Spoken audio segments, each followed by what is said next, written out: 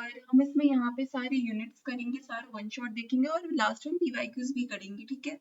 और इससे बाहर को आपका पेपर में कुछ भी नहीं आएगा, तो आप सिर्फ पेपर के लिए बस इसे देख के चल जाना और आपके इजिली अच्छे नंबर आ जाएंगे, ठीक है। तो चलो शुरू करते हैं। तो हमारे यूनिट नंबर 1 है इंट्रोडक्शन टू द कम्युनिकेशन, की कम्युनिकेशन होता क्या है। तो कम्युनिकेशन क्या होता है, जब हम एक दूसरे से बात कर रहे होते हैं, दो लोग बात कर रहे होते हैं या फिर दो से ज्यादा लोग बात कर रहे होते हैं, तो आपस में बात जो लोग कर रहे होते हैं ना, उसे कम्युनिकेशन करना बोलते हैं। क्या बोलते हैं, कम्युनिकेशन बोलते हैं। तो ये क्या होता है, ये एक प्रोसेस होता है, इससे यानी कि बात बोली जा रही है और सुनी जा रही है, यानी कि मैं और या तो फिर कुछ आइडियाज, कुछ इन्फॉर्मेशन, कुछ थॉट्स, कुछ फीलिंग्स भेजी जा रही है और फिर बदले में रिसीव करा जा रहा है किसी से, ठीक है। तो जो भेज रहा है वो सेंडर हो गया और जो रिसीव कर रहा है वो रिसीवर हो गया, ठीक है। और ये स्टार्ट कौन करते हैं, सेंडर स्टार्ट करते हैं। कौन करते हैं, सेंडर स्टार्ट करता है किसी भी कम्युनिकेशन को, यानी कि वो अपने यानी कि बात को बोल रहा है, तो अपने बात को इन्फॉर्मेशन, थॉट्स या फीलिंग्स या आइडियाज कुछ भी को वो शेयर कर रहा है। क्या कर रहा है, बोल के शेयर कर रहा है। जो सेंडर हो गया वो, जो रिसीव कर रहा है, जिसे बोल रहा है वो, तो रिसीवर हो गया। कौन हो गया, रिसीवर हो गया। तो it is the process of the sending end receiving ideas, information, thoughts and feelings, ठीक है। तो ये क्या हो गया, प्रोसेस हो गया, यानी कि ideas, information, thoughts and feelings को भेजने का एंड देन रिसीव करने का, ठीक है। It aims at creating mutual understanding between sender and receiver. तो इससे क्या होता है, इससे एक म्यूचुअल अंडरस्टैंडिंग क्रिएट होती है सेंडर एंड रिसीवर के बीच का। और ये क्यों जरूरी होता है, क्योंकि सोशल इंटरेक्शन करने के लिए, आपस में बातचीत करने के लिए, फॉर द प्रोफेशनल सक्सेस, ठीक है, एंड पर्सनैलिटी डेवलपमेंट करने के लिए, ठीक है। तो बहुत जरूरी होता है कम्युनिकेशन, बहुत जरूरी होता है और हर फील्ड में जरूरी होता है, हर जगह पे कम्युनिकेशन जरूरी होता है, ठीक है। यहाँ तक कि दोस्त बनाने के लिए भी हमें कम्युनिकेशन जरूरी होता है, बिना बातचीत करे दोस्त वगैरह भी नहीं बनते, ठीक है। तो चाहे दोस्त बनाना हो, चाहे प्रोफेशन फील्ड में, चाहे पर्सनल फील्ड में, हर जगह कम्युनिकेशन जरूरी होती है। बातचीत करके ही चीजों का सॉल्यूशन निकलता है। और कुछ भी मान लो, कोई सा भी सॉल्यूशन, यानी कि कोई पढ़ा भी रहा है तो वो भी आपस में बात करके पढ़ा रहे होते हैं ना। कोई टीचर भी अगर पढ़ा रही है तो कम्युनिकेट कर रही है वो, और जो स्टूडेंट्स रिप्लाई कर रहे हैं वो भी कम्युनिकेट कर रहे हैं। और कम्युनिकेशन में जितने भी जो चीजें आती है, जैसे कि वर्बल हो गया, नॉन वर्बल हो गया। और नॉन वर्बल में जैसे कि तुमने जैसे गेस्चर से बात करो, किसी से ओके बोलो तो हम सब कर रहे हो, तो ये सब चीजें सब कम्युनिकेशन में ही आता है। और बोल के कुछ बोले तो वो भी कम्युनिकेशन में आता है, वर्बल कम्युनिकेशन में। और उसके अंदर अगर कुछ लिख के जैसे भेज रहे हो, मैसेज भेज रहे हो, तो वो भी कम्युनिकेशन में आ जाता है। या फिर कुछ लेटर लिख के भेज रहे हो तो वो सब चीज कम्युनिकेशन में ही आता है, ठीक है। तो अब हम देखते हैं। तो जैसे कि बताया मैंने, इसमें verbal, written, visual and non verbal forms आते हैं। तो वर्बल यानी कि बोल के कुछ ओरली बोल रहे हैं तो वर्बल में आ जाएगा। रिटन जैसे कि लेटर, एप्लीकेशन हो गया वगैरह हो गया ना। और ईमेल्स वगैरह हो गया, मैसेज जो व्हाट्सएप वगैरह पे भेजते हैं, कहीं भी मैसेज जो भेजते हैं वो रिटन फॉर्म में होता है। और विजुअल हो गया, जैसे कि वीडियो कॉल्स वगैरह पे, कॉन्फ्रेंस कॉल वगैरह हो गया, तो कम्युनिकेशन जैसे बिजनेस वगैरह पे ये सब होता रहता है। या फिर अपने लोगों से भी बातचीत करने के लिए जो विजुअली करते हैं ना, वीडियो कॉल्स वगैरह। तो बाकी विजुअल कुछ चीज, प्रेजेंटेशन, कुछ भी चीजें दिखाने के लिए जो विजुअल कम्युनिकेशन का यूज करा जाता है, जैसे प्रेजेंटेशन देने वक्त में। नॉन वर्बल फॉर्म्स में आ गया, जैसे कोई किसी की बॉडी लैंग्वेज, गेस्चर्स हो गया, जैसे कि कोई आई कांटेक्ट मेंटेन करना, तो ये सब किसी से बातचीत करते वक्त, तो ये सब कम्युनिकेशन का ही पार्ट होता है। ये सब चीज क्या होता है, कम्युनिकेशन का ही पार्ट होता है। उसी का एक फॉर्म्स होता है। क्या होता है, फॉर्म्स होता है। तो कम्युनिकेशन की जरूरत क्यों पड़ती है, तो मैंने आपको बता ही दिया। यानी कि इंफॉर्मेशन को एक आपस में शेयर करने के लिए, अपने नॉलेज को, अपने व्यूज, अपने थॉट्स, अपने इमोशंस, अपने फीलिंग्स, इन सबको शेयर करने के लिए, एक्सप्रेस करने के लिए, और प्रोफेशनल एंड पर्सनल रिलेशनशिप्स को बिल्डअप करने के लिए, ठीक है। एंड कोऑर्डिनेशन और कॉपरेशन मेंटेन करने के लिए, बनाए रखने के लिए किसी ऑर्गेनाइजेशन में, ग्रुप्स या फिर कंपनीज में। और ये हमें हेल्प करता है डिसीजन मेकिंग में भी और प्रॉब्लम सॉल्विंग में, ठीक है। और इससे कॉन्फिडेंस डेवलप होता है, लीडरशिप की क्वालिटी इनहेंस होती है, आती है। यानी कि किसी पर्सन के अंदर लीडरशिप की क्वालिटी आती है। क्या आती है, लीडरशिप की क्वालिटी आती है। एंड पर्सनैलिटी में भी ये डेवलप करवाता है, ठीक है। इसलिए, और हम ये पूरा यूनिट भी इसीलिए पढ़े ना, नाम भी, यानी कि सब्जेक्ट का नाम भी क्या है, पर्सनैलिटी डेवलपमेंट एंड कम्युनिकेशन, ठीक है। तो हेल्प क्या करता है, पर्सनैलिटी को डेवलप करने के लिए। और इससे क्या होता है, मिसअंडरस्टैंडिंग अवॉइड होती है, कॉन्फ्लिक्ट वगैरह, झगड़े वगैरह कम होते हैं। मिसअंडरस्टैंडिंग जो हो जाती है ना कभी, तो बातचीत करने से ही वो सॉल्व होती है। तो कम्युनिकेशन से जरूरी होता है। अब प्रोसेस क्या होता है कम्युनिकेशन का, तो सेंडर हो गया जो मैसेज स्टार्ट करता है और यानी कि इनिशिएट करता है मैसेज को। Person who initiates the message, यानी कि वो स्टार्ट करता है और फिर वो किसी को भेजता है।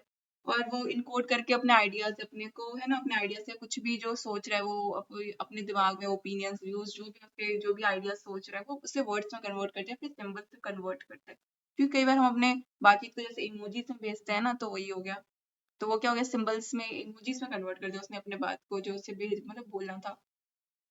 और अपने आइडियाज को या फिर वर्ड्स में कन्वर्ट करना, तो सेंडर इनकोड करते हैं मैसेज को, फिर रिसीवर सेंडर के मैसेज को रिसीव करते हैं, फिर उसे फीडबैक देना होता है। ठीक है, रिसीवर को क्या करना होता है, मैसेज रिसीव करते हैं, रिसीवर क्या होता है जो रिसीव करता है मैसेज, और उसे फिर वो डिकोड करते हैं, इंटरप्रेट करके मैसेज को डिकोड करता है कि रिस्पॉन्स फिर देना है कि नहीं देना है। फिर उसे रिस्पॉन्स देता है, तो वो फीडबैक देना हो गया, भले ही फीडबैक पॉजिटिव दे या नेगेटिव दे, बट फीडबैक का रिस्पॉन्स देना होता है रिसीवर जो देता है। ठीक है, response of the receiver. Message क्या होता है, मैसेज होता है इन्फॉर्मेशन टू बी कम्युनिकेटेड, यानी कि जो जिस इन्फॉर्मेशन को या फिर जो भी व्यूज आइडियाज ओपिनियंस जो भी बातचीत है, जो भी कुछ भी है इन्फॉर्मेशन है, उसे कम्युनिकेट करा जा रहा है, तो ये वो हो गया मैसेज। चैनल क्या हो गया, जिस मीडियम के थ्रू यानी कि वो जो इन्फॉर्मेशन को पहुंचाया जा रहा है, कम्युनिकेट करा जा रहा है ना, तो उसे बोलते हैं कम्युनिकेशन का चैनल। तो ये एक मीडियम यूज होता है, जैसे कि मान लो स्पीच हो गया, राइटिंग, विजुअल, इलेक्ट्रॉनिक, तो ये सब चैनल में आ गया, यानी कि एक मीडियम यूज हो रहा है कम्युनिकेशन करने के लिए। नॉइस क्या होता है, नॉइस होता है कि कोई सा भी यानी कि डिस्टर्बेंस आ रहे हैं, अनप्लेजेंट साउंड आ रहे हैं जो कि कम्युनिकेशन को इफेक्ट कर रहा है, बैरियर ला रहा है उसके बीच में। ठीक है, कम्युनिकेशन के बीच में क्या ला रहा है, बैरियर ला रहा है, तो वो हो गया क्या, नॉइस। क्या हो गया, नॉइस। अब नेक्स्ट है रिटन कम्युनिकेशन। तो कम्युनिकेशन में अगर रिटन वर्ड्स के थ्रू हो तो कम्युनिकेशन में वो क्या हो जाएगा, रिटन कम्युनिकेशन हो जाएगा, जैसे कि letters, emails, reports, notices, circulars. Circulars जैसे आते रहते हैं ना, जैसे नोटिस आते रहते हैं, जैसे जैसे स्कूल में छुट्टी का नोटिस वगैरह आता रहता है, या कुछ भी होने वाला होता है तो उसका नोटिस मिलता है, सर्कुलर्स मिलता है। और रिपोर्ट्स वगैरह हो गए, जैसे रिपोर्ट राइटिंग वगैरह लिखते हैं या फिर रिपोर्ट क्रिएट करते हैं ना। और ईमेल्स वगैरह जैसे ईमेल सेंड करते हैं, लेटर्स लेटर्स लिखते हैं, जैसे कि फॉर्मल हो गया या फिर इनफॉर्मल हो गया, तो ये सब। और एप्लीकेशन वगैरह भी हो गए, तो ये सब रिटन कम्युनिकेशन में आ जाते हैं। तो इससे परमानेंट रिकॉर्ड मिल जाता है, क्या मिल जाता है, परमानेंट रिकॉर्ड मिल जाता है, क्योंकि लिखा हुआ तो रहेगा ना, तो वो परमानेंट क्या बन जाता है, रिकॉर्ड मिल जाता है। और इसे फॉर्मल कम्युनिकेशन के लिए बहुत ही ज्यादातर यूज करा जाता है, किसके लिए, फॉर्मल कम्युनिकेशन के लिए यूज करा जाता है, और इससे क्लैरिटी एंड एक्यूरेसी मिलती है। लिमिटेशंस क्या हो जाएंगे, नो इमीडिएट फीडबैक, यानी कि अब मैसेज करके किसी को भेज दिया जाए तो कई बार होता है कि लेट रिस्पॉन्स करा, देखा नहीं, कब देखा, देखने में 2-3 दिन लगा दिए, तो इससे यही लिमिटेशन हो गया कि जल्दी रिस्पॉन्स नहीं आता ज्यादातर। ठीक है, और बहुत टाइम कंज्यूमिंग भी होता है, लिखने में टाइम लग जाता है। ठीक है, अगर लंबा मैसेज हो तो। नेक्स्ट है वर्बल, यानी कि ओरल ओरल कम्युनिकेशन क्या होता है, तो जो कम्युनिकेशन बोल के करा जाता है, यानी शब्दों को बोल के communication through the spoken words, तो हो गया वर्बल या तो फिर ओरल कम्युनिकेशन। ठीक है, तो इसमें एग्जांपल्स हो गए, जैसे कि फेस टू फेस कॉन्वर्जेशन हो रहा है, बातचीत हो रही है, मीटिंग्स में बातचीत हो रहा है, या फिर कोई प्रेजेंटेशन देने वक्त कुछ बोल रहा है, इंटरव्यूज वक्त, यानी कि जो इंटरव्यू ले रहा है ना, इंटरव्यूअर हो गया, और जो दे रहा है इंटरव्यू हो गया, वो भी फेस टू फेस बात कर रहे हैं, टेलीफोन कॉल्स हो गया, तो फिर टेलीफोन कॉल्स हो गया, और जो भी बातचीत कर रहे हैं बोलकर, वो सब इसी में आ जाएगा। जैसे टीचर भी पढ़ा रही होती है तो वो भी बोल रही होती है ना, तो वो भी क्या हो गया, ओरल में आ जाएगा, और जो बच्चा सुन रहा है फिर आंसर दे रहा है, तो वो भी क्या आ जाएगा, ओरल ओरल कम्युनिकेशन में आ जाएगा। अब इसके क्या फीचर्स होते हैं, क्विक होता है, डायरेक्ट होता है, यानी कि सामने से डायरेक्ट टू डायरेक्ट बातचीत कर ली, फेस टू फेस बातचीत कर लिया। और या तो फिर फोन पे भी डायरेक्ट बात हो जाती है, तो उससे उसी समय जवाब मिल जाता है, और जल्दी जवाब मिल जाता है ना, इमीडिएट फीडबैक आता है। एक्सप्रेसिव टोन एंड इमोशन, इससे टोन इमोशंस का भी पता चल जाता है, कोई बोल रहा है तो उसका कैसा टोन है, कि कैसे पोलाइट वे में बोल रहा है या फिर रूडली बोल रहा है। ठीक है, ये सब पता चल जाता है, टोन का पता चल जाता है, और इमोशंस का पता चल जाता है, कि जैसे कि कोई ना, जैसे कि तुम्हें पता चल जाता है, कोई बातचीत किसी से करो तो कोई कोई तुमसे गुस्से में बात करे, या फिर रोने जैसे बात कर रहे हैं, तो पता चल जाता है ना आवाज सुन के। तो ये सब क्या आ जाएगा, ये सब इसमें आ जाता है, किसके फीचर्स में आ जाएगा ये ओरल कम्युनिकेशन का। तो क्या करता है, expressive tone and the emotions. अब लिमिटेशन क्या होता है, जैसे रिटन कम्युनिकेशन में क्या होता है, रिकॉर्ड होता है, परमानेंट रिकॉर्ड होता है, बट इसमें परमानेंट रिकॉर्ड नहीं होता। ठीक है, क्योंकि इसमें तो सामने बातचीत तो खत्म हो जाता है, फिर अब बोल के क्या पता है भूल जाए कोई, है ना। तो ये इसमें क्या आ गया, no permanent record. Chances of the misunderstanding, तो चांसेस इसमें होते हैं मिसअंडरस्टैंडिंग के। जैसे रिटर्न में तो लिख के भेजा जाओ तो उतना मिसअंडरस्टैंडिंग नहीं होता, बट इसमें चांसेस होते हैं मिसअंडरस्टैंडिंग के, कि गलत सुन लिया अगर और गलत जवाब दे दिया, या फिर किसी ने गलत सुन लिया तो कुछ और ही काम कर दिया, कुछ और बोला था और कुछ और कर दिया। तो इसमें मिसअंडरस्टैंडिंग के काफी चांसेस रहते हैं और परमानेंट रिकॉर्ड नहीं रहता इसमें। तो इसका लिमिटेशंस हो गया किसका, ओरल ओरल कम्युनिकेशन का। नेक्स्ट है विजुअल कम्युनिकेशन। तो विजुअल एलिमेंट्स के थ्रू कम्युनिकेशन करा जाए तो उसे विजुअल कम्युनिकेशन बोला जाता है। एग्जाम्पल होगा जैसे कि चार्ट्स हो गया, ग्राफ्स हो गया, डायग्राम्स हो गया, पोस्टर्स हो गया। तो ये सब विजुअल कम्युनिकेशन होता है। और इसे यूज करा क्यों करा जाता है, क्योंकि विजुअल चीजें ज्यादा समझ में आती है, इसलिए विजुअल एलिमेंट्स के थ्रू क्या यूज करा जाता है कम्युनिकेशन का, तो उसे बोलते हैं विजुअल कम्युनिकेशन। स्लाइड्स वगैरह हो गए ना, पीपीटी जो दिखाया जाता है, तो वो विजुअल कम्युनिकेशन में आ जाएगा। एंड इम्पोर्टेंस इसका क्या है कि इन्फॉर्मेशन को इजीली यानी कि यानी समझने के लिए आसान बनाता है। जैसे कि मान लो अभी पीडीएफ से आप पढ़ोगे, ठीक है, तो आपको ये आसान लगेगा ना, इन्फॉर्मेशन आपके लिए आसान बना रहा है समझने के लिए, पढ़ने के लिए। तो ये क्या हो गया, ये विजुअल कम्युनिकेशन का एग्जाम्पल हो गया। और जो मैं बोल रही हूँ वो ओरल कम्युनिकेशन का एग्जाम्पल हो गया। और जो ये आपको पीडीएफ रिटन फॉर्म में मिलेगा, तो ये रिटन कम्युनिकेशन में भी आ गया। तो ये एग्जाम्पल्स हो गए, ठीक है।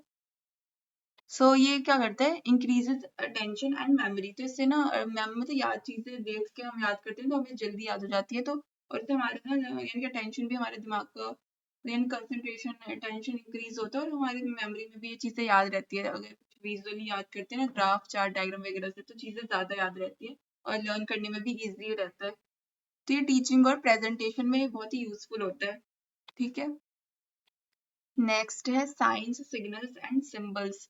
तो साइंस जैसे कि विजुअल इंडिकेटर्स आ गए, जैसे कि ट्रैफिक साइंस आपको पता ही है, जैसे कि रेड हो गया तो स्टॉप, और येलो हो गया वेट, ग्रीन हो गया तो गो, ये सब तो पता ही है आपको। सिग्नल्स हो गया ना, और सिग्नल्स मैसेज में क्या होते हैं, जैसे कि अब जो यानी कि जो मैसेज तुम्हें पहुंचा रहा होता है साउंड के जरिए या तो फिर एक्शंस के जरिए, जैसे कि अलार्म से सुना होगा, अलार्म से तुम जग जाते हो ना, या कोई सा भी बाहर भी अलार्म को सुनते हो तो तुम अलर्ट हो जाते हो। और हैंड सिग्नल्स वगैरह जो कि ट्रैफिक में देखा होगा कई बार, ठीक है।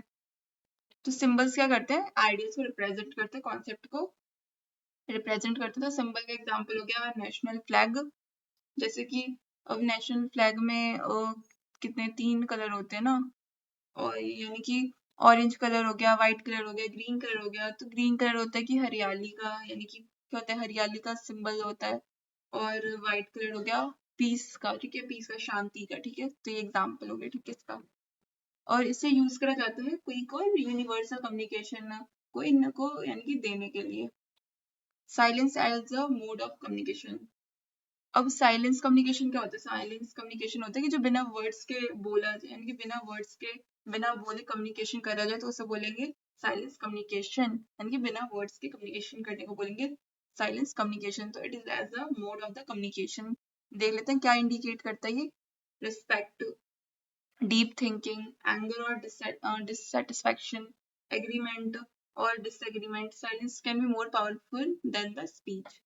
जैसे कि ये लाइन तूने बहुत सुनी होगी ना कि silence can be more powerful then speech, यानी कि स्पीच से भी ज्यादा पावरफुल क्या है, साइलेंस है। क्या है, साइलेंस। अब कोई बिना बोले भी कई बार होता है ना कि लोग समझ जाते हैं साइलेंस में, जैसे कोई अगर ये तो पता चल जाता है, जैसे कि कई बार चेहरे से पता चल जाता है ना। तो ये सब चीजें, और यानी कि ये कोई इंसान अग्री कर रहा है कि नहीं कर रहा, रिस्पेक्ट शो कर रहा है नहीं कर रहा, उसके बिहेवियर से, बॉडी लैंग्वेज पता चल जाता है। तो ये सब चीजें इसमें आ जाती है। नेक्स्ट है इंट्रा कल्चरल कम्युनिकेशन, यानी कि सेम कल्चर में अगर कम्युनिकेशन करा जा रहा है तो वो इंट्रा कल्चरल कम्युनिकेशन हो जाएगा, और यानी कि वो same language, values, customs share कर रहे हैं, तो मिसअंडरस्टैंडिंग कम होती है। जैसे कि आप दूसरे जगहों पे जाते हो तो आपको उनकी लैंग्वेज समझ में नहीं आती, तो मिसअंडरस्टैंडिंग हो जाती है। बट खुद के आसपास के लोगों से बात करते हो तो समझ में आ जाता है और कम्युनिकेशन करने में आसानी रहती है। और स्पेशली आपकी जगह के लोग होते हैं वो तो और आसान होता है आपको, है ना, बातचीत करने के लिए। और मतलब सारी चीजें सेम रहती है तो इसलिए बातचीत करने में आसान रहता है। नेक्स्ट है इंटर कल्चरल कम्युनिकेशन, यानी कि डिफरेंट कल्चर के लोगों से बात करने में मिसअंडरस्टैंडिंग हो जाती है, क्योंकि लैंग्वेज डिफरेंस होते हैं, कल्चर, वैल्यूज वगैरह, कस्टम्स, गेस्चर्स डिफरेंट होते हैं, तो ना यानी कि मिसअंडरस्टैंडिंग हो जाती है और बातचीत समझ में नहीं आती है।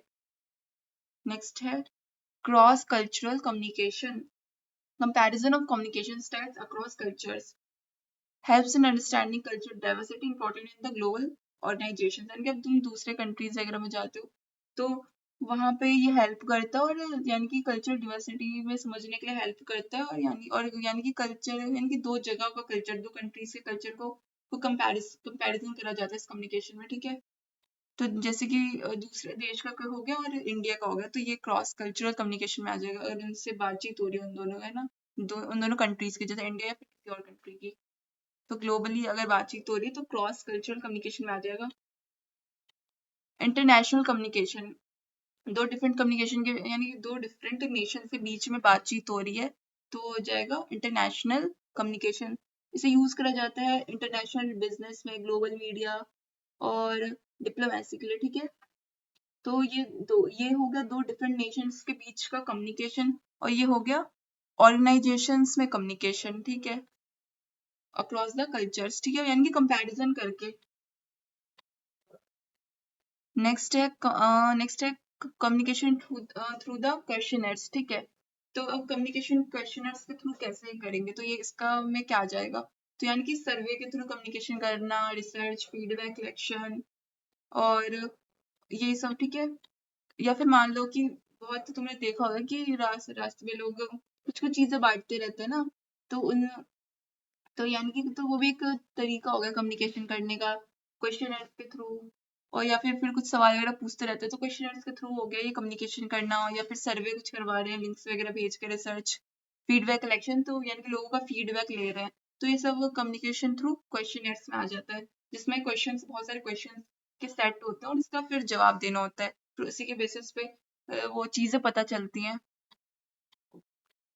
तो इसका क्या फायदा होता है, यूनिफॉर्म इंफॉर्मेशन, इजी कलेक्शन, यानी कि डेटा कलेक्शन आसान रहता है और टाइम सेविंग होता है, कि बहुत सारे लोग का एक साथ आसान रहता है डेटा कलेक्शन में, और इंफॉर्मेशन भी सही मिलती है, लोग अपना अपना तो सही इंफॉर्मेशन देंगे फिर। नेक्स्ट है बिजनेस लेटर राइटिंग। तो बिजनेस लेटर राइटिंग ना प्रोफेशनल पर्पस यानी कि पर्पस के लिए लिखा जाता है, और इसमें फॉर्मली क्या लिखा जाता है, फॉर्मली रिटन कम्युनिकेशन लिखा जाता है, एंड इसमें टाइप आ जाता है जैसे कि इंक्वायरी लेटर्स हो गया, कंप्लेंट लेटर्स हो गया, एप्रिशिएशन लेटर्स हो गया, जैसे कि कुछ सामान अच्छा मिला है प्रोडक्ट तो एप्रिशिएशन लेटर्स हो गया, कुछ कंप्लेंट करिए तो कंप्लेंट लेटर्स हो गया, इंक्वायरी करने किसी चीज को लेके कुछ पूछना है तो इंक्वायरी लेटर्स हो गया।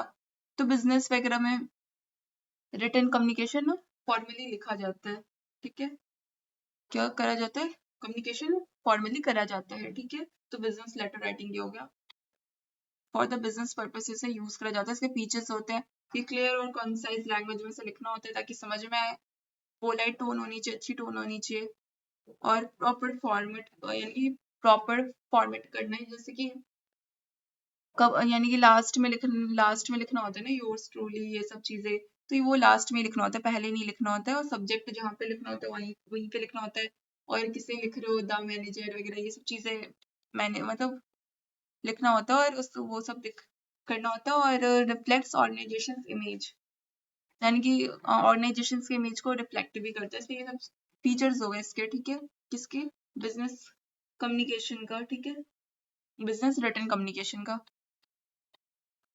नेक्स्ट है इलेक्ट्रॉनिक कम्युनिकेशन। तो कम्युनिकेशन अगर डिजिटल टेक्नोलॉजी जैसे कि फोन वगैरह हो गया, फोन, लैपटॉप, कंप्यूटर, या फिर कोई सा भी डिजिटल यानी डिजिटली चीजों के थ्रू करे जा रहा है, ठीक है, तो उसे बोलते हैं इलेक्ट्रॉनिक कम्युनिकेशन, जैसे कि और यानी कि फोन वोन के थ्रू करा जा रहा है ना, यूज करके, जैसे कि उस और इसमें यूज करा, जैसे कि मैसेजिंग ऐप हो गया, ईमेल्स, वीडियो कॉन्फ्रेंसिंग हो गया, सोशल मीडिया हो गया, तो ये सब आ जाते हैं इलेक्ट्रॉनिक कम्युनिकेशन में।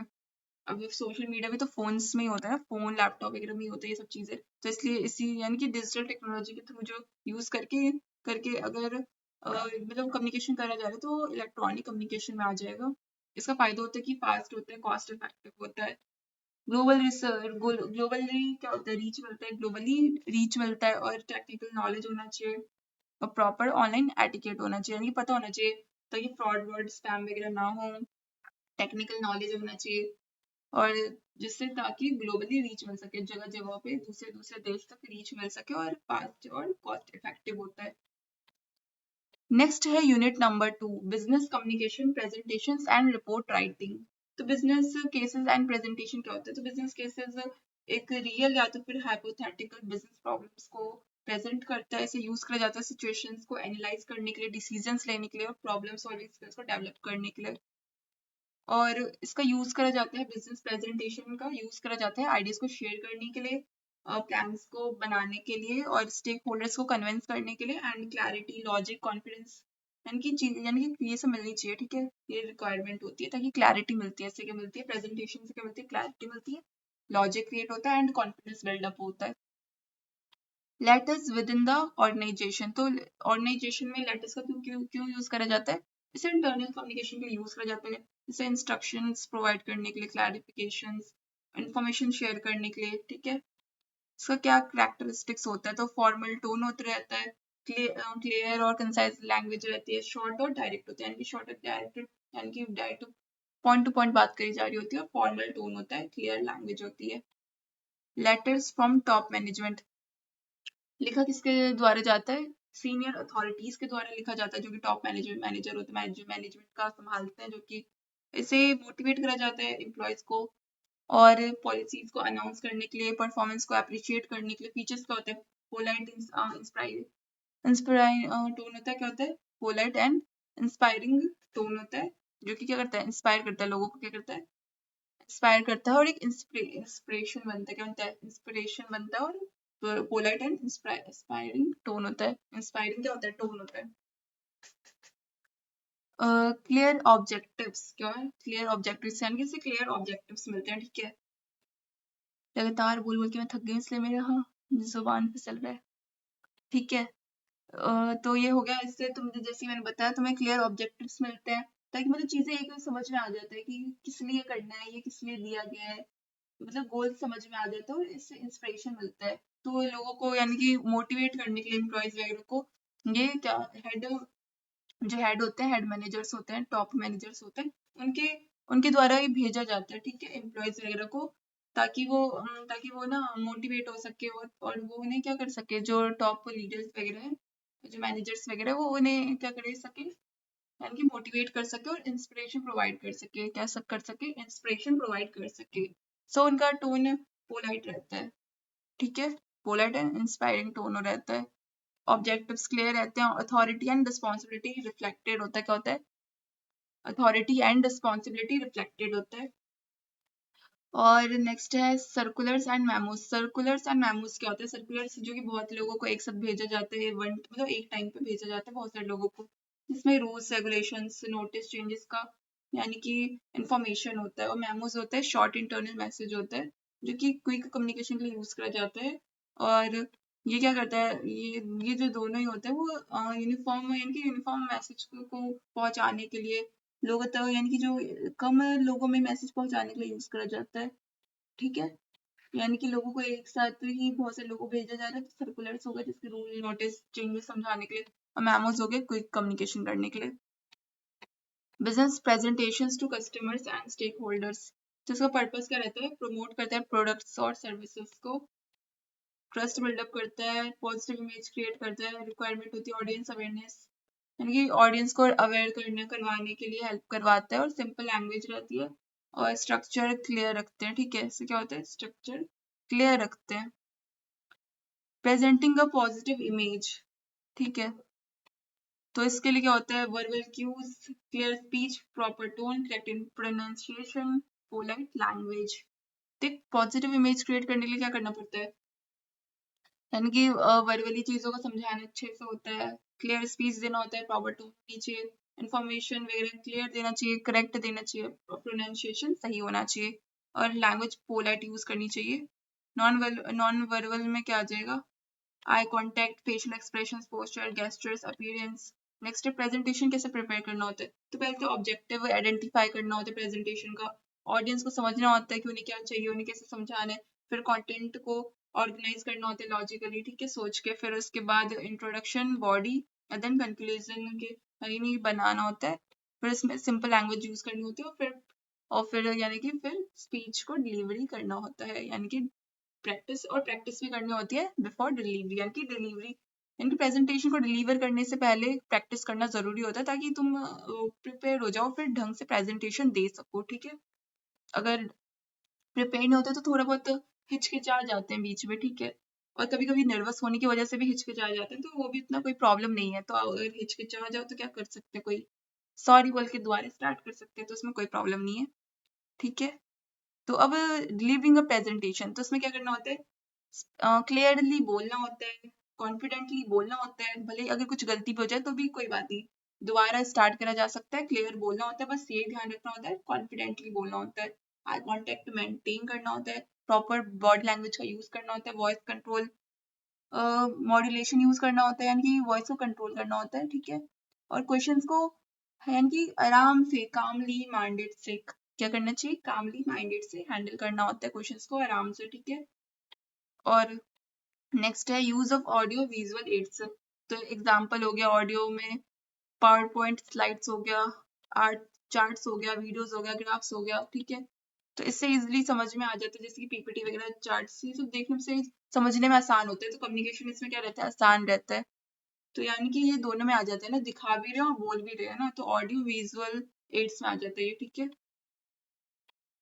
अब इसका क्या फायदा होता है, बेटर अंडरस्टैंडिंग होती है, इंटरेस्ट बढ़ाता है लोगों का, लोग इजीली समझ पाते हैं, और मेमोरी यानी इम्प्रूव होती है, इजीली समझ में आता है, लर्न हो जाता है चीज वगैरह जो है ना, देख के और फिर समझाते हुए बोलते हैं, तो जैसे कि अभी मैं बोल भी रही हूँ, हाँ ठीक है, और समझा भी रही हूँ और दिखा भी रही हूँ, ये प्रेजेंटेशन है ना, जैसे प्रेजेंटेशन की तरह ये पीडीएफ दिखा रही हूँ, ठीक है। तो ये जो पीडीएफ दिखाना और बोलना, ये क्या हो गया, ऑडियो विजुअल एड्स का एग्जाम्पल हो सकता है, ऑडियो विजुअल एड्स का एग्जांपल हो सकता है, ये पीडीएफ दिखा के बोलना, एक्सप्लेन करना, ठीक है।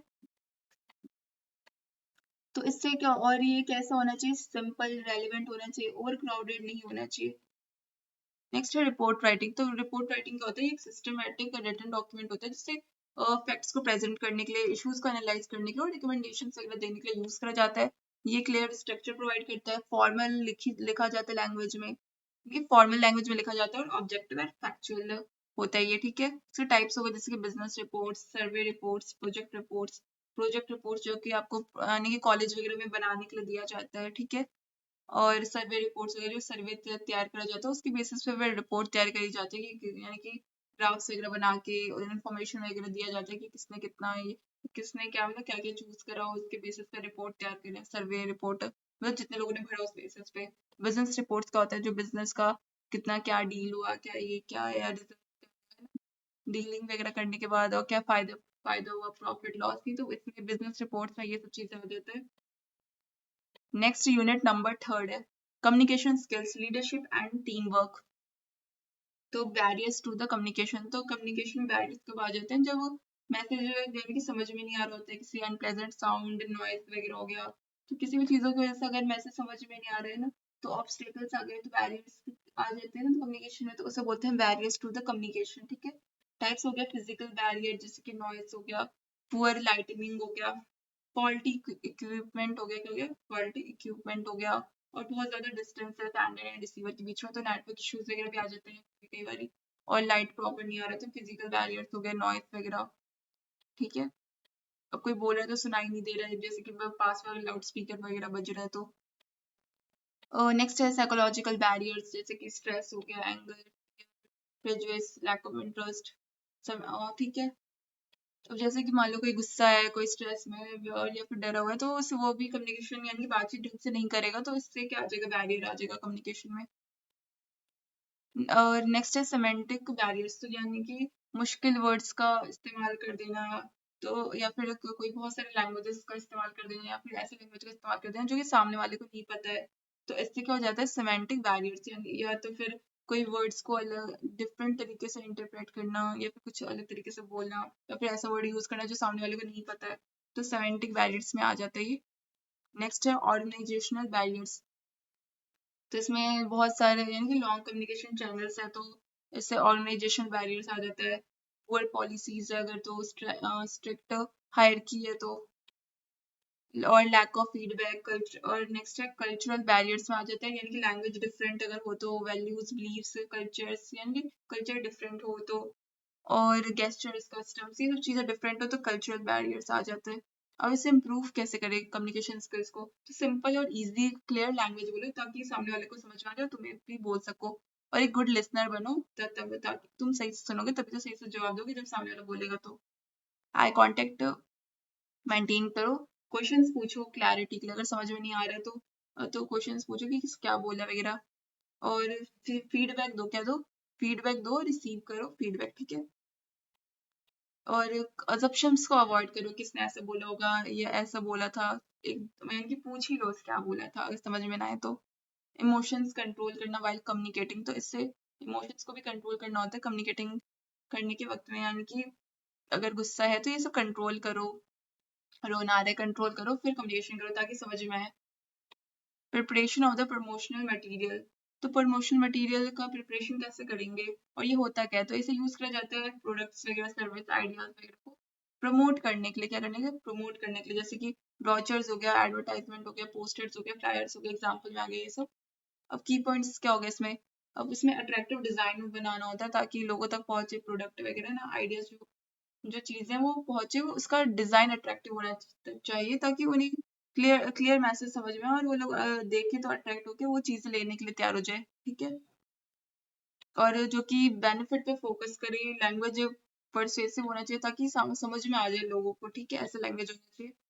नेक्स्ट है नॉन वर्बल कम्युनिकेशन, यानी कि कम्युनिकेशन विदाउट वर्ड्स, बिना बोल के कम्युनिकेशन करना, जो कि मैसेज को कन्वे और करता है, इमोशंस को भी कन्वे करता है, एटीट्यूड्स को कन्वे करता है, और वर्बल कम्युनिकेशन को क्या करता है? सपोर्ट करता है।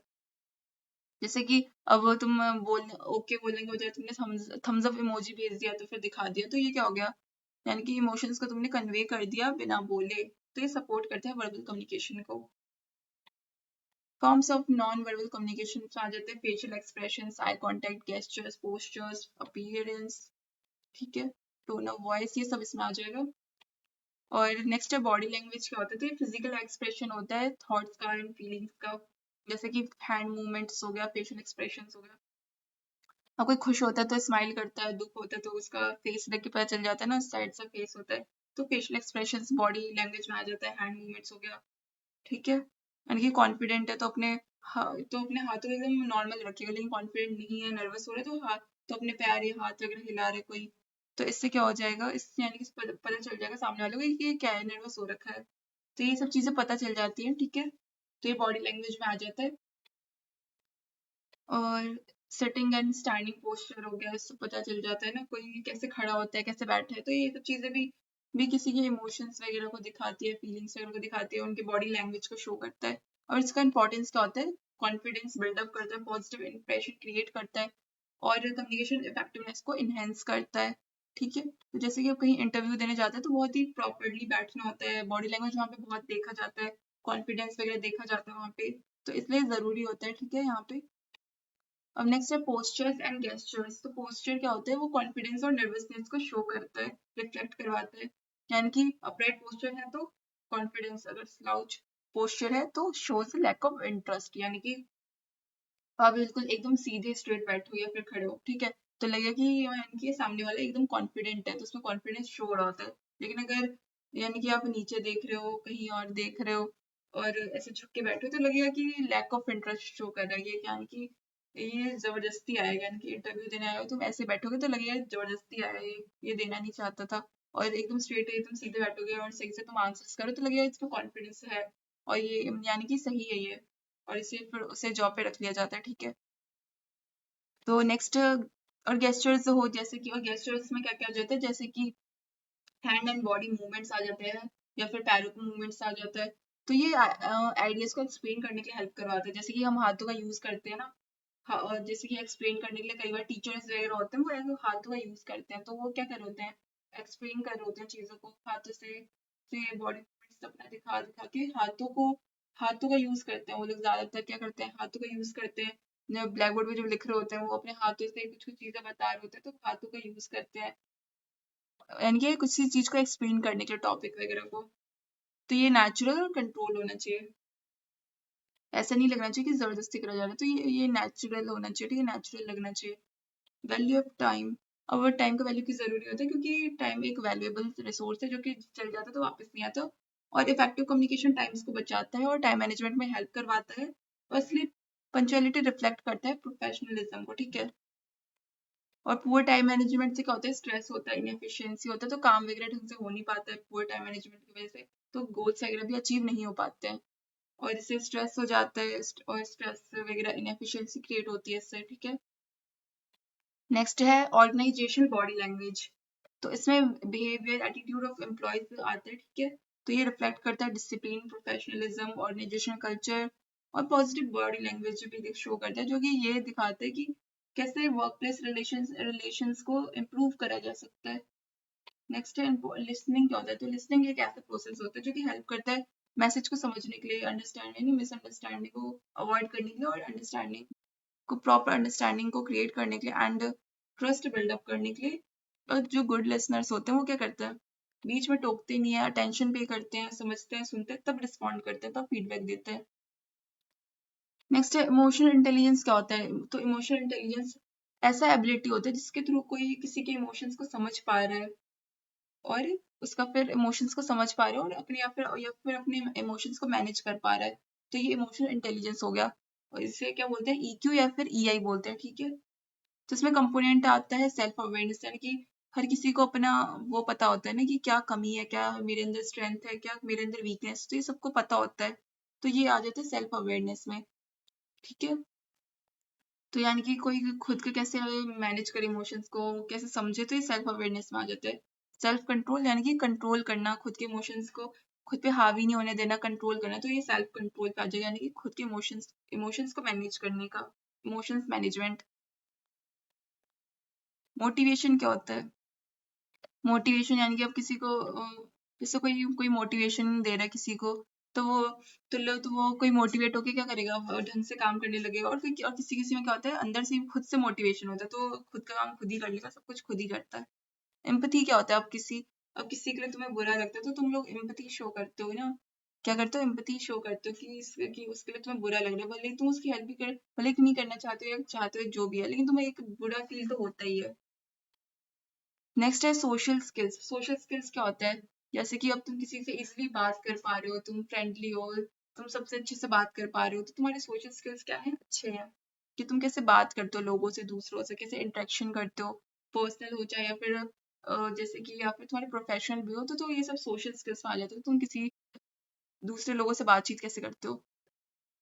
अब इसका इंपॉर्टेंस क्या होता है, तो ये कम्युनिकेशन में हेल्प करवाता है, लीडरशिप इनहेंस करता है और कॉन्फ्लिक्ट इससे रिड्यूस होता है, ठीक है। नेक्स्ट है working individually and in a team, working individually, ठीक है। तो वर्किंग इंडिविजुअली और टीम में वर्क करने का मतलब क्या होता है, ठीक है।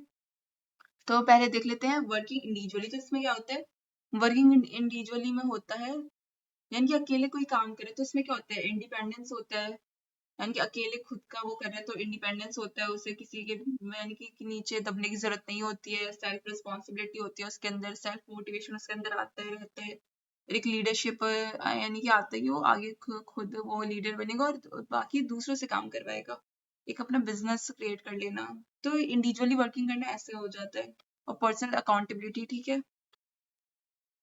और टीम में वर्क करने का मतलब क्या होता है, यानी कि गोल्स शेयर करना, एम्स ऑब्जेक्टिव्स को शेयर करना, फिर उसी पे वर्क करना, कॉपरेशन यानी कि कॉपरेशन दिखाना पड़ता है, लोगों को मिलके काम करना होता है, सपोर्ट म्यूचुअल सपोर्ट करना होता है, ठीक है। और बिना यानी कि मिलके काम नहीं करेंगे तो काम कैसे होगा, तो इसमें प्रॉब्लम सॉल्विंग स्किल्स अगर बेटर होनी चाहिए। लीडरशिप स्किल्स का होता है, तो लीडरशिप ऐसा एबिलिटी होता है जिसके थ्रू जो पर्सन होता है वो इन्फ्लुएंस कर पाता है और गाइड कर पाता है अदर्स को, ठीक है। यानी कि एक जो मैनेजर है वो कैसे अपने एम्प्लॉयज को कैसे गाइड कर रहा है, कैसे इन्फ्लुएंस कर रहा है काम करने के लिए, उन्हें मोटिवेशन दे रहा है, उन्हें इंस्पिरेशन प्रोवाइड करवा रहा है, तो ये कर रहा है, ठीक है। तो ये सब लीडरशिप में आ जाता है, ठीक है। अब एसेंशियल लीडरशिप क्वालिटीज होती क्या है, तो लीडरशिप क्वालिटीज में आ गया कॉन्फिडेंस होना चाहिए, कम्युनिकेशन स्किल्स अच्छी होनी चाहिए, डिसीजन मेकिंग एबिलिटी अच्छी होनी चाहिए, प्रॉब्लम सॉल्विंग स्किल्स हो गया, इमोशनल इंटेलिजेंस हाई होना चाहिए उसका, और इंटीग्रिटी, ठीक है। नेक्स्ट है लीडरशिप लेसन्स क्या होगा, जैसे कि लीड बाय एग्जांपल, क्योंकि एग्जांपल्स के थ्रू लीड करे, चीजों को समझाए, एक्सप्लेन करे, अपने टीम मेंबर्स का भी सुने और फिर भी डिसीजन ले और उन्हें यानी कि समझाए, चीजों को मोटिवेट करे, इनकरेज करे, कॉन्फ्लिक्ट्स को हैंडल कामली यानी कि शांति से हैंडल करे, लड़ाई झगड़ा ना करवाए और एग्जाम्पल देके अच्छे से यानी कि अपनी टीम को मैनेज करना आना चाहिए उसे, और ताकि वो मोटिवेट करे और लोग काम भी अच्छे से करें। रिस्पॉन्सिबिलिटी ले वो, ठीक है, यानी कि चीजों की रिस्पॉन्सिबिलिटी ले for the outcomes, take responsibility, ठीक है। तो ये करना कैसे होता है, लीडरशिप यानी कि लीडर्स को करना होता है, तो लीडरशिप लेसन में ये सब चीजें आ जाती है, ठीक है। नेक्स्ट है team work and team building. अब टीम वर्क क्या होता है, यानी कि कॉमन गोल्स को अचीव करने के लिए जो साथ में काम करते हैं, जो लोग काम करते हैं ना, जैसे कि एम्प्लॉयज होते हैं वो मैनेजर्स के लिए काम करते हैं, तो टीम वर्क काम कर रहा है, ठीक है। तो इससे ट्रस्ट बिल्डअप होता है, इम्प्रूव करवाता है, कोऑर्डिनेशन, प्रोडक्टिविटी, इफेक्टिव टीम्स, और ठीक है। और इफेक्टिव टीम को चाहिए क्या होता है, तो उन्हें चाहिए होता है गोल्स क्लियर चाहिए होते हैं, उन्हें रोल्स और गोल्स क्लियर चाहिए होता है ना, यानी कि प्रॉपर सबको रोल मिल जाता है और सब अपना अपना काम करते रहते हैं, ठीक है। और म्यूचुअल रिस्पेक्ट होना चाहिए, तो ताकि इफेक्टिव टीम बने, और कम्युनिकेशन ओपनली उनके बीच में होना चाहिए, सोचना ना पड़े कि बोलने से पहले कि बोलूं या ना बोलूं। तो टीम के बीच में क्या होना चाहिए, ओपन कम्युनिकेशन होना चाहिए, क्लियर गोल रोल्स होना चाहिए, गोल्स भी क्लियर होना चाहिए, एंड म्यूचुअल रिस्पेक्ट होना चाहिए, म्यूचुअल अंडरस्टैंडिंग वेट होना चाहिए। नेक्स्ट है feedback and feed forward feedback, ठीक है। तो सॉरी, ये एक ही है, ठीक है, ये अलग अलग चीज है, ये फीडबैक यहाँ पे अलग से, ठीक है, और ये अलग अलग है, मैंने गलती से साथ में पढ़ लिया। तो फीडबैक होता क्या है, तो फीडबैक यानी कि किसी के परफॉर्मेंस पर रिस्पॉन्स देना और हेल्प करता है इम्प्रूवमेंट में, ठीक है। अब तुम जैसे कि कोई तुम्हें कुछ बोला, तुम उससे फीडबैक देते हो, जवाब देते हो, तो वो फीडबैक देना हो गया, रिस्पॉन्स देना हो गया, और जो कि तुम्हें हेल्प करवाता है बेटर बनने में, ताकि जैसे कि तुम्हारे जो ये कम नंबर आए हैं, लेकिन तुम इस अगली बार फिर सोचोगे ना कि मैं इम्प्रूव करूंगा, तो तुम अपने मार्क्स को, तो तुम मार्क्स से सीख रहे हो ना अपने परफॉर्मेंस से, तो ये एक तरीके से तुमने खुद के मार्क्स को लेके क्या दिया, खुद को फीडबैक दिया। नेक्स्ट है फीड फॉरवर्ड। फीड फॉरवर्ड मतलब क्या होता है, फ्यूचर ओरिएंटेड सजेशंस, जो कि गोल्स और डेवलपमेंट में फोकस करते हैं, यानी कि अब कोई तुम्हें आगे के लिए सजेशंस दे रहा है, तो वो क्या हो गया, फीड फॉरवर्ड हो गया, क्या हो गया, फीड फॉरवर्ड में आ गया वो। नेक्स्ट है इंटरपर्सनल स्किल्स। अब इंटरपर्सनल स्किल्स क्या होता है, तो जो स्किल्स दूसरों से बातचीत करने के लिए यूज करा जाता है उसे बोलते हैं इंटरपर्सनल स्किल्स। इसमें ह्यूमर आ गया, ट्रस्ट आ गया, डेलीगेशन आ गया, ट्रस्ट रिस्पेक्ट आ गया, अंडरस्टैंडिंग एक्सपेक्टेशन, कंपैटिबिलिटी। तब लोगों को समझना, अब मान लो तुम्हें किसी से बात कर रहे हो और तुम्हें उससे इंटरेक्शन करना है, तो तुम ह्यूमर को यानी कि समझ पा रहे हो कि वो क्या कहना चाह रहा है, उसके इमोशंस फीलिंग्स को समझ पा रहे हो, ट्रस्ट कर रहे हो और अंडरस्टैंडिंग क्रिएट कर रहे हो, यानी और रिस्पेक्ट दे रहे हो उसे, तभी तो एक कंपैटिबिलिटी होनी चाहिए ना, तभी तो तुम उससे इंटरेक्शन कर पाओगे, तो इसे बोलते हैं इंटरपर्सनल स्किल्स। Conflict management. अब कॉन्फ्लिक्ट कैसे तरह के होते हैं, तो इंटरपर्सनल हो गए, इंट्रापर्सनल हो गए, और ऑर्गेनाइजेशन कॉन्फ्लिक्ट हो गया, जो कि ऑर्गेनाइजेशन वगैरह में होता है, तो ऑर्गेनाइजेशनल हो गया। और यानी कि यानी कि दो यानी कि आसपास के लोगों का अपने लोगों के बीच में हो रहा है, तो इंट्रापर्सनल हो गया, और दूसरों के बीच में हो रहा है तो इंटरपर्सनल कॉन्फ्लिक्ट हो गया। ऑर्गेनाइजेशन में हो रहा है, ऑर्गेनाइजेशन कॉन्फ्लिक्ट हो गया। कोपिंग विद कॉन्फ्लिक्ट कॉन्फ्लिक्ट यानी कि कैसे कोपिंग करेंगे, कैसे इससे बाहर उबड़ेंगे, क्या यानी कैसे सॉल्व करेंगे इश्यूज को, यानी कि कॉन्फ्लिक्ट के इशू को कैसे चीजों को सॉल्व करेंगे। तो कम्युनिकेशन करना होगा, उसके लिए क्या करना होगा, बातचीत करनी होगी, सुनना होगा ध्यान से, एक्टिव लिसनिंग करना होगा, और इमोशनल यानी कि इमोशंस को कंट्रोल करना पड़ेगा, और कॉम्प्रोमाइज करना होगा, नेगोशिएशन, ठीक है। नेक्स्ट है यूनिट नंबर 4। अब यूनिट नंबर 4 पढ़ाने से पहले तो मैं बोलना चाहूंगी, अगर तुम्हें वीडियो पसंद आएगी तो वीडियो को जरूर लाइक कर देना, दोस्तों को शेयर करना, एंड सब्सक्राइब जरूर जरूर कर देना, क्योंकि आपका एक सब्सक्राइब मेरे लिए मैटर करता है, तो प्लीज सब्सक्राइब कर देना, एंड अपने दोस्तों को भी शेयर करना, अपने ग्रुप्स वगैरह में भी शेयर करना, ताकि वो लोग भी इसे सब्सक्राइब कर ले चैनल को for the further updates, and और उन्हें भी आगे इस चैनल से काफी हेल्प मिलेगी, ठीक है। तो इसलिए उनसे भी सब्सक्राइब करवा लेना और खुद भी सब्सक्राइब कर देना। और अगर तुम्हें मान लो ये नोट्स चाहिए होंगे, तो तुम लोग वीडियो के कमेंट सेक्शन में जाओगे, तो तुम्हें वहाँ पे पिन कमेंट में मिल जाएगा नोट्स, तो वहाँ से तुम परचेज कर सकते हो एट अफोर्डेबल प्राइसेस में, ठीक है। या तो फिर अगर तुम नहीं भी परचेज करना चाहते हो तो कोई नहीं, तो तुम क्या करोगे, तुम वीडियो को पॉज कर करके पढ़ सकते हो, या तो फिर स्क्रीनशॉट ले लेके पढ़ सकते हो। लेकिन मैं तुम्हें यही सजेस्ट करूंगी कि तुम वीडियो को फुल वॉच करना और ढंग से समझना, तब तुम्हारे लिए ज्यादा बेटर रहेगा, ठीक है। क्योंकि यहाँ पे तुम्हें सब कुछ मिलने वाला है, और यहाँ तुम्हारा सारा पेपर यहीं से बन कर आएगा, तो तुम इसे बस अच्छे से करके चल जाना, ठीक है। तो अब तुम्हारे यूनिट नंबर 4 क्या है, नेगोशिएशन एंड सेलिंग स्किल्स, ठीक है। तो नेगोशिएशन स्किल्स क्या होता है, तो ये एक ऐसा प्रोसेस होता है जिसमें क्या होता है, डिस्कशन हो रहा होता है दो या फिर दो से ज्यादा पार्टीज के बीच का, ठीक है। और aim is to reach a mutually acceptable agreement, यानी कि ऐसा उन्हें वो चाहिए होता है, उनका एम होता है, उनका गोल क्या होता है कि म्यूचुअली उन्हें एक्सेप्टेबल एग्रीमेंट मिल जाए, क्या मिल जाए, म्यूचुअल एक्सेप्टेबल एग्रीमेंट मिल जाए। तो ये दो से ज्यादा जो पार्टीज होते हैं उनके बीच में जो डिस्कशन होता है उसे नेगोशिएशन बोलते हैं। इसे यूज करा जाता है कॉन्फ्लिक्ट्स को रिजॉल्व करने के लिए, वर्क प्लेस इश्यूज हो गए, बिजनेस डील्स को रिजॉल्व करने के लिए। इसमें रिक्वायर क्या होता है? कम्युनिकेशन स्किल्स रिक्वायरमेंट होता है, इमोशनल कंट्रोल, पेशेंस, परसुएशन, ठीक है। Importance of the negotiation skills, help करता है कॉन्फ्लिक्ट रेजोल्यूशन में, यानी कि सॉल्व करने के लिए कॉन्फ्लिक्ट वगैरह को बाहर, और वो किससे होता है? कम्युनिकेशन से ही होता है। और बाकी तो इसलिए कम्युनिकेशन दो से ज्यादा पार्टी से बीच में हो रहा है तो नेगोशिएशन स्किल्स में आ जाता है। एंड प्रोफेशनल रिलेशनशिप्स में बिल्डअप में हेल्प करवाता है और leads to win win situations, ठीक है। इंप्रूव करवाता है डिसीजन मेकिंग को और जरूरी होता है leaders, managers and cell person के लिए। अब टाइप्स ऑफ नेगोशिएशन क्या होता है? डिस्ट्रीब्यूटिव नेगोशिएशन, यानी कि one party is gain is another's loss, यानी कि एक का फायदा हो रहा है तो दूसरे का नुकसान भी होगा। तो डिस्ट्रीब्यूटिव नेगोशिएशन हो गया जो कि फिक्स्ड रिसोर्सेज पे फोकस करता है, जैसे कि प्राइस बार्गेनिंग, ठीक है। प्राइस बार्गेनिंग, अब तुम प्राइस बार्गेनिंग कर रहे हो तो तुम्हारे वाला फायदा हो रहा है तो किसी का नुकसान भी तो हो रहा है, तो ये आ जाए इसमें डिस्ट्रीब्यूटिव नेगोशिएशन में। नेक्स्ट है इंटीग्रेटिव नेगोशिएशन, यानी कि दोनों का ही फायदा हो रहा है, दोनों का गेन हो रहा है, और जो कि म्यूचुअल बेनिफिट पे फोकस करता है, तो ये हो गया इंटीग्रेटिव नेगोशिएशन, जो कि कॉपरेशन एंड ट्रस्ट भी बिल्डअप करता है, इंकरेज करता है। और टीम नेगोशिएशन क्या होता है? तो ये टीम नेगोशिएशन क्या होता है? ये ग्रुप को रिप्रेजेंट करता है, ऑर्गेनाइजेशन को रिप्रेजेंट करता है, तो ये हो गया टीम नेगोशिएशन, जिसमें जरूरी होता है यूनिटी और कोऑर्डिनेशन का, अंडरस्टैंडिंग का, म्यूचुअल अंडरस्टैंडिंग का जरूरी होता है।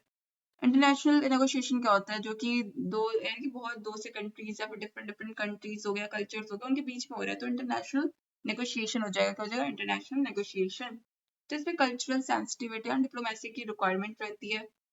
स्ट्रेटजीज में क्या आ जाएगा? नेगोशिएशन स्ट्रेटजीज में प्रिपरेशन करना, गोल्स को समझना, लिमिट्स को समझना, और रेलिवेंट इंफॉर्मेशन को गैदर करना, और कम्युनिकेशन क्लियर होनी चाहिए, और एक्सप्रेस नीड्स क्लियरली, यानी कि जरूरतों को समझो, क्या जरूरत है चीजों का, क्या चाहिए उन्हें, तो ये सब समझना होता है, ठीक है। अग्रेसिव लैंग्वेज को अवॉइड करो, यानी कि फॉर्मल टोन में बात करो, फॉर्मल और पोलाइट टोन में बात करो, सुनो, यानी कि ध्यान से सुनो, active listening, and understand the others parties view point, यानी कि दूसरे पार्टी के व्यू पॉइंट को भी समझो ताकि म्यूचुअल अंडरस्टैंडिंग बनी रहे और म्यूचुअल यूनिटी कॉपरेशन बिल्डअप हो। और इमोशनल कंट्रोल यानी कि होना चाहिए, ठीक है। काम और कंपोज्ड रहो, और कॉम्प्रोमाइज थोड़ा सा तो करना ही पड़ता है, ठीक है। और फ्लेक्सिबल बनो जहाँ पे जरूरत है, और डील को क्लोज करो जब, तो यानी कि एग्रीमेंट तो क्लियर और एक्सेप्टेबल हो जाए, ठीक है। तो एग्रीमेंट क्या होना चाहिए? क्लियर और एक्सेप्टेबल होना चाहिए। नेक्स्ट है सेलिंग स्किल्स। तो सेलिंग स्किल्स में क्या होता है? तो selling skills involve persuading others to accept ideas, products और सर्विस, यानी कि आप कोई प्रोडक्ट्स बेच रहे हैं, अपना आइडिया सर्विस बेच रहा है, तो सेलिंग स्किल्स में आ जाता है। कैसे वो बेच पा रहे हैं अपने प्रोडक्ट्स सर्विस आइडियाज को, ठीक है। तो ये सेलिंग स्किल्स में आ जाता है, जो कि लिमिटेड नहीं होता सिर्फ प्रोडक्ट्स में, क्या है, क्योंकि सिर्फ सामान बेचना सेलिंग नहीं होता, यानी कि डिसीजन सेलिंग करना, किसी का अपना प्रोफेशनली सेलिंग करना, आइडियाज सेलिंग करना, तो यानी कि बेचना, ये सब चीज इसी में आ जाता है, ठीक है। तो सेलिंग टू कस्टमर्स में क्या होता है? यानी कि कस्टमर की नीड्स को समझना, उन्हें बेनिफिट्स प्रोवाइड के बारे में बताना, ठीक है। और उन्हें बेनिफिट्स, यानी कि सामानों के लेके बेनिफिट्स देना, एक ट्रस्ट बिल्डअप करवाना, कॉन्फिडेंस बिल्डअप करना, ऑब्जेक्शंस को यानी कि ध्यान से पोलाइटली हैंडल करना, कस्टमर के सेटिस्फेक्शन पे फोकस करना। सेलिंग टू सुपीरियर्स क्या होता है? आइडियाज को लॉजिकली प्रेजेंट करना, डेटा फैक्ट्स को यूज करना, अलाइनमेंट शो करना with the organisation goals, and respect and professionalism को यानी कि मेंटेन करना। नेक्स्ट है selling to peers, teammates and subordinates, तो यानी कि कोऑपरेटिव अप्रोच को यूज करना होता है, पार्टिसिपेशन को इंकरेज करता है, ओपिनियंस को रिस्पेक्ट देना होता है, और मोटिवेट करता है परसुएशन के थ्रू, ठीक है, नॉट अथॉरिटी। नेक्स्ट है कॉन्सेप्चुअल सेलिंग क्या होता है? यानी कि जो कि फोकस करता है आइडियाज और सॉल्यूशंस को बेचने में, एंड इससे क्लाइंट को प्रॉब्लम्स को समझा जा सकता है, ठीक है। इसमें रिक्वायरमेंट होता है एनालिटिकल थिंकिंग का, कम्युनिकेशन क्लैरिटी का, सुटेबल होता है कंसल्टेंसी के लिए और मैनेजमेंट रोल्स के लिए। स्ट्रेटेजिक सेलिंग क्या होता है? लॉन्ग टर्म अप्रोच होता है ये सेलिंग के लिए, जो कि फोकस करता है रिलेशनशिप बिल्डिंग को और प्लानिंग, अंडरस्टैंड, यानी बेटर अंडरस्टैंडिंग, म्यूचुअल अंडरस्टैंडिंग के लिए, ट्रस्ट डेवलपमेंट हो गया, और हेल्प करवाता है कॉर्पोरेट सेल्स में और हाई वैल्यू डील्स में, ठीक है। तो selling skills and body language, ठीक है। तो बॉडी लैंग्वेज कैसे होनी चाहिए जब सेल कर रहे कोई कुछ? तो कैसे होनी चाहिए? पॉजिटिव बॉडी लैंग्वेज होना चाहिए, जिससे परसुएशन इंक्रीज हो और यानी कि सेलिंग स्किल्स भी इनहेंस हो। और उसके इंपॉर्टेंट एक्सपेक्ट क्या है? आई कांटेक्ट से ट्रस्ट बिल्डअप होता है, confident posture and credibility show करता है, और फेशियल एक्सप्रेशंस सिंसियरिटी शो करता है। कंट्रोल गेस्चर्स क्लैरिटी इंप्रूव करता है, नेगेटिविटी यानी negative body language impact reduce करता है। क्या करता है, अब जैसे कि तुम कुछ खरीदने जाते हो तो लोग तो वो होता है जो दुकानदार होता है, तो बहुत प्यार से बात कर रहा होता है ताकि तुम उनका सामान वगैरह खरीद सको। अब वो गुस्से से बात करने लग जाएगा तो तुम थोड़ी खरीदोगे, है ना। तो इसलिए नेक्स्ट है role of communication in the negotiation and selling. अब कम्युनिकेशन का रोल यहाँ पे होता क्या है नेगोशिएशन और सेलिंग में, तो क्लियर कम्युनिकेशन से क्या होता है, मिसअंडरस्टैंडिंग नहीं होती है, और जो इमोशनल इंटेलिजेंस होता है वो परsuasion को इम्प्रूव करवाता है ताकि सेलिंग वगैरह इंक्रीज हो सके, ठीक है। और लिसनिंग क्या करते हैं, लिसनिंग स्किल्स यहाँ पे ट्रस्ट बिल्डअप करवाते हैं, और जो नॉन वर्बल क्यूज होगा बस वो वर्बल मैसेज को सपोर्ट करता है, ठीक है। तो ये था तुम्हारा फुल यूनिट्स, हमने देख लिया है सारे, वन शॉट देख लिया है हमने, यानी कि चारों यूनिट्स हमने देख लिया, पूरा वन शॉट हमने कर चुके हैं हम। अब हम पीवाईक्यूज देखेंगे। तो पीवाईक्यूज में तुम्हें सिर्फ क्वेश्चंस बता देते हैं क्योंकि हमने ऑलरेडी एक्सप्लेन कर दिया चैप्टर और तुम लोगों ने भी देख लिया है पूरा। तो तुम बस ऐसे अब क्वेश्चंस को देख सकते हो और बाकी तुम आंसर कर सकते हो। तो ऐसे आंसर करना, मैं तुम्हें क्वेश्चन दिखा देती हूँ एक एक करके, ठीक है। तो इसमें पहले क्वेश्चन में तुम्हें कम्युनिकेशन एक्सप्लेन करना है, तो तुम ऐसे एक्सप्लेन कर सकते हो कम्युनिकेशन क्या होता है, आइडियाज थॉट्स फीलिंग्स को एक्सचेंज करना आपस में। इसमें तो प्रोसेस में आते हैं सेंडर हो गया, रिसीवर हो गया, इनकोडिंग डिकोडिंग हो गया, चैनल हो गया, ये सब तुम एक्सप्लेन कर सकते हो, ठीक है। फीडबैक यानी कि जो रिसीवर फीडबैक प्रोवाइड करता है, नॉइस यानी कि डिस्टर्बेंस आ जाते हैं तो कम्युनिकेशन खराब हो जाती है। फिजिकल साइकोलॉजिकल सेमेंटिक हो सकता है। फिर कंक्लूजन लिखोगे तुम। नेक्स्ट हो गया बैरियर्स होगा, जैसे कि नॉइस फिजिकल बैरियर्स हो गया, इसे एक्सप्लेन करोगे। फिजिकल बैरियर में नॉइस डिस्टेंस आ गया, ठीक है, एग्जाम्पल मेंशन करोगे।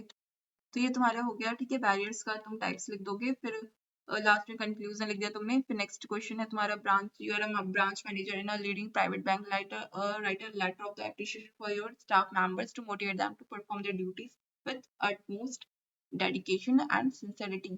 तो तुम्हें एप्लीकेशन वगैरह तो तुमने छोटी क्लासेस में लिखी है, तो ये सब तुम्हें लिखना आता ही होगा, तो तुम बस इसे देख लेना ऐसे कि पहले तुम्हें क्या लिखना होता है, फिर बाकी तुम अपने वर्ड्स में भी लिख सकते हो, ठीक है। ऐसे तुम लोग लिख सकते हो। फिर लास्ट में तो सब में बस योर सिंसियरली ब्रांच मैनेजर से लिखना होता है, ठीक है। अगर प्रेजेंटेशन का क्या टाइप होता है, कैसे प्रिपेयर करना होता है और कैसे डिलीवर करना होता है, तो ऐसे लिख सकते हो तुम अपने आंसर में बस एक चीज याद रखना कि पहले में तुम्हें इंट्रोडक्शन लिखना होता है, जैसे टॉपिक जो क्वेश्चन पूछा जा रहा होता है उससे रिलेटेड इन्फॉर्मेशन लिखना होता है। फिर उसके बाद में तुम्हें मेन आंसर लिखना होता है मेन बॉडी में। फिर लास्ट में तुम्हें कंक्लूजन लिखना होता है, ठीक है।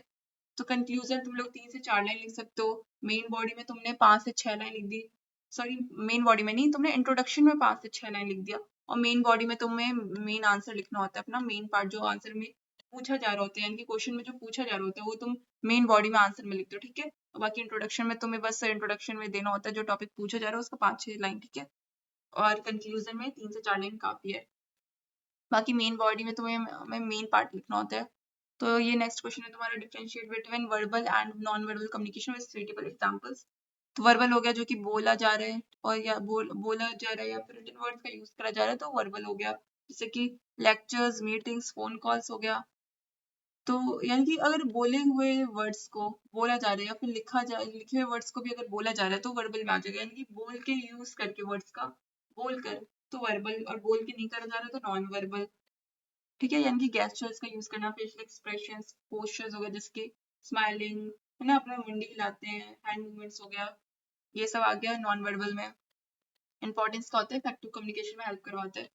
अब नेक्स्ट है शॉर्ट नोट लिखना है, silence as a mode of communication. तो साइलेंस क्या होता है, स्ट्रॉन्ग इमोशंस शो करता है, एग्रीमेंट, डिसअप्रूवल, रिस्पेक्ट शो करता है, नेगोशिएशन इंटरव्यूज में हेल्प करवाता है, और कॉन्फ्लिक्ट्स और पावरफुल नॉन वर्बल क्यू, ठीक है।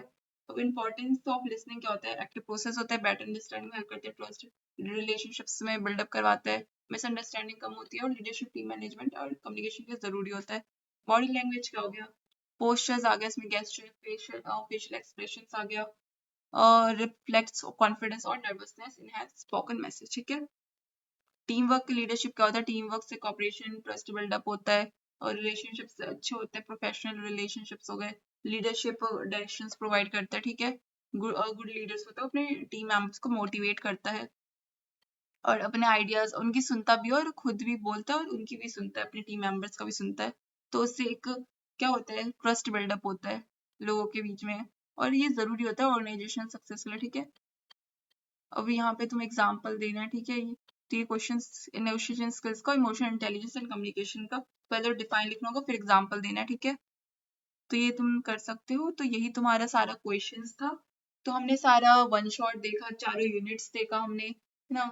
क्या कि नॉन वर्बल कम्युनिकेशन में जितने भी उसका प्रोसेस होता है, फिर verbal communication, non verbal communication, visual communication, ये सारी चीजें हमने देखी। और इसका हमने जो यानी कि लिसनिंग स्किल्स हो गया इसमें, और नेगोशिएशन स्किल्स वगैरह हो गया, ये सब चीजें हमने देखा, सारा हमने देखा, पर्सनालिटी डेवलपमेंट वगैरह सब कुछ देखा हमने। एंड हमने चारों यूनिट्स के बाद वन शॉट देखने के बाद हमने पीवाईक्यूज भी देखा है, ठीक है। वो सभी मैंने तुम्हें सारा दिखा दिया, बता भी दिया, ठीक है। तो तुम लोग बस एग्जाम में ये करके चल जाओगे तो तुम लोग इजिली अच्छा कर सकते हो स्कोर, ठीक है। तो तुम्हें वीडियो पसंद आएगी तो वीडियो को लाइक जरूर कर देना, दोस्तों को शेयर करना और चैनल को सब्सक्राइब जरूर कर देना। Thank you.